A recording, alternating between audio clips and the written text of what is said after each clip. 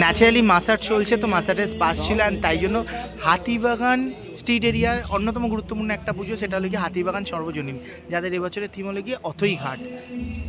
And Hatibagan সর্বজনীন দেখতে আসলাম। So চলো ভেতরে যাই এবং দেখি খুব সুন্দরভাবে দেয়ালগুলোতে মানে আমাদের মানে আউটটম ঘাট, গোপাল স্নান ঘাট, অর্থাৎ ঘাট এবং ঘাট ব্যবস্থার চারপাশে মানে গঙ্গার ধারের ঘাটগুলো, সেই সমস্ত কিছু কিন্তু এবছর হাতিবাগান সার্বজনীন তারা তাদের প্যান্ডেলে তুলে ধরেছে।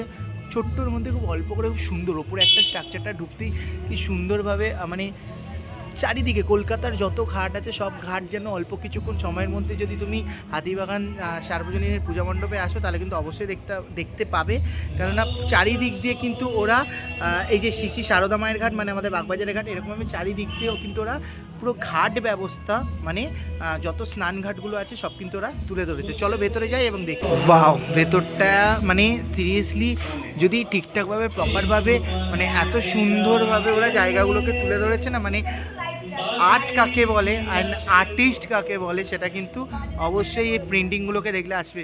পুরো কলকাতার স্নানঘাটগুলোকে ওরা তুলে ধরেছে, এবং শুধুমাত্র স্নানঘাটে মানুষ স্নান করতে যায় না, এই স্নানঘাটের ওপর ডিপেন্ড করে হাওড়ার ফুলহাট থেকে শুরু করে সমস্ত কিছু কিন্তু এইখানে তুলে ধরা আছে। খুব সুন্দর অ্যাটমসফিয়ার, খুব সুন্দর।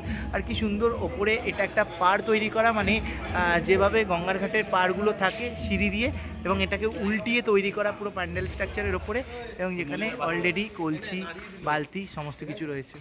সো সলিড অ্যাটমসফিয়ার, সলিড মানে খুব সুন্দরভাবে তৈরি করেছে। অ্যান্ড খুব ক্লাম, খুব ঠান্ডা, খুব শান্ত, খুব একটা ভালো পরিবেশের মধ্যে কিন্তু এবছর হাতিবাগান সার্বজনীন তাদের প্যান্ডেল করেছে। আর এই হলে গিয়ে সামনে মায়ের মূর্তি, অপরূপ লাগছে, অপরূপ লাগছে। বাও বাও, খুব সুন্দর লাগছে। ইভেন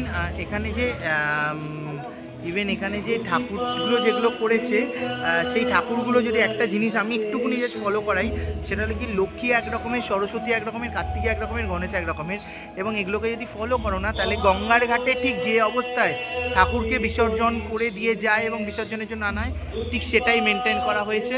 এবং সামনে দুর্গা ঠাকুরটা অপরূপ লাগছে, অপরূপ লাগছে।